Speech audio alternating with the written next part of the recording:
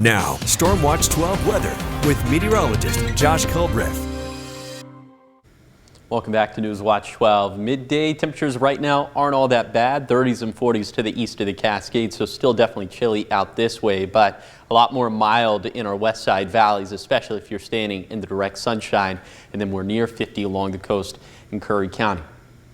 A little bit later today, we'll have seasonal high temperatures. Will be mostly dry. Could have a few sprinkles along the coast, also up in the Cascades, but overall pretty dry.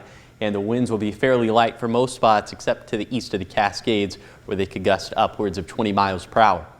But for tonight, this is when we're going to start to see evidence of that next storm system, especially from the winds, as they'll gust out of the south and southwest between 20 to 30 miles per hour. And we'll start to see some more rainfall and snowfall primarily along and west of the Cascades. And we'll touch on snow levels here in just a little bit.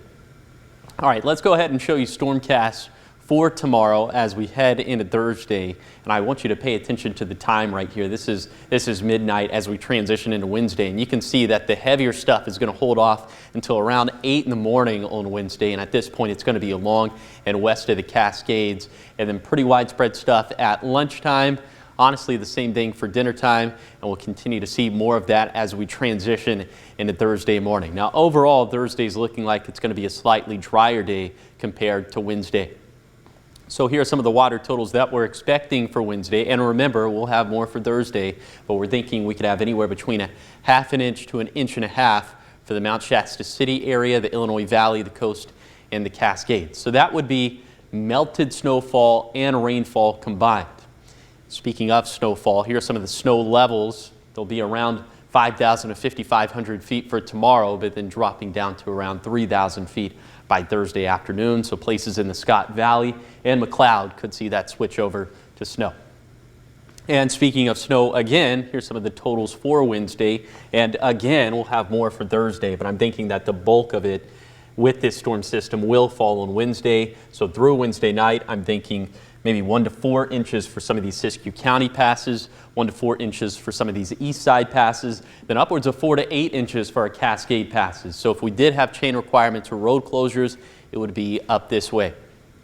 And some of this could be some blowing snow, as the winds in the mountains for tomorrow could gust upwards of 35 miles per hour. But the strongest winds tomorrow are going to be in the Shasta Valley and to the east of the Cascades. Now, we will have some more medium impacts for Thursday, as the winds are going to be a little bit stronger on Thursday, and snow levels will be a little bit lower, but I think we're going to be past the peak of the snow at this point.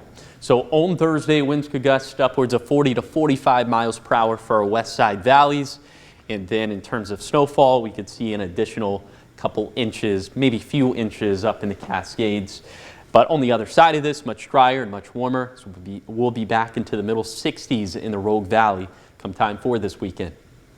So here's the 7-day forecast for the coast. Pretty dry for today, and then rain and thunderstorms looking likely for both Wednesday and Thursday. For Siskiyou County, also dry for today, rain likely into Wednesday, the winds picking up, and then maybe some snow getting into the mix for Thursday. Then for the basin, it's going to be the same thing. Showers likely into Wednesday, maybe some snow getting into the mix as soon as Wednesday night. Then for the Cascades, very tough pass conditions for Wednesday and Thursday, and we'll likely see some subtle improvements on a Friday and Saturday. And then for the Rogue Valley, dry and seasonal for today, then wet and windy starting on Wednesday. So would you say that some of the more impacted areas would be our mountain passes and like the Klamath Basin area in terms of rain and snow? In terms of the snow, I'm thinking it's going to be the Cascade passes, okay. 4 to 8 inches up that way. So you think about Lake of the Woods, the Memorial Summit, Diamond Lake Junction, Willamette Pass. Could be a little dicey up that way. Alrighty, well, thank you, Josh, and we'll continue to follow that. Of course.